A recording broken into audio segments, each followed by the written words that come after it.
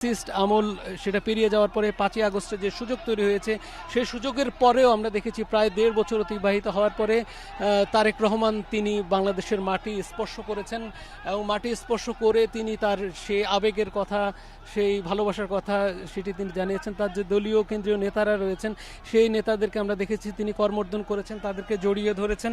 তার যে ভালোবাসা দেশের প্রতি সেই ভালোবাসা তিনি দেখিয়েছেন। এর পেছনে আমরা দেখছি তারেক রহমানের গাড়িটি ধীরে ধীরে এখন মহাসড়কে প্রবেশ করছে।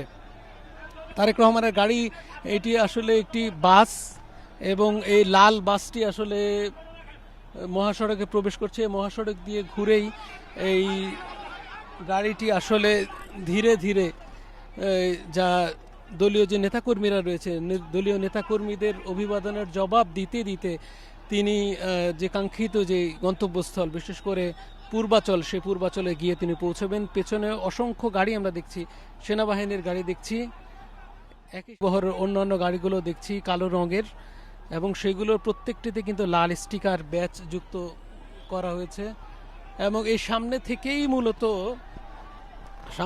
মূলত একটি ইউটার্ন রয়েছে।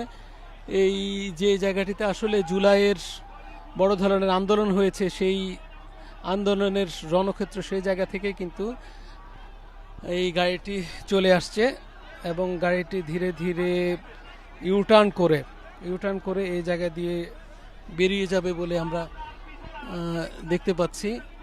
এখনো ধীরে ধীরে তার গাড়িটি এগুচ্ছে। পেছনে দলীয় প্রতীক ধানের শীষ, সেই ধানের শীষটিও কিন্তু আমরা যে ব্র্যান্ডিং সেই ব্র্যান্ডিংয়ে দেখতে পাচ্ছি। লাল বাসটি আসলে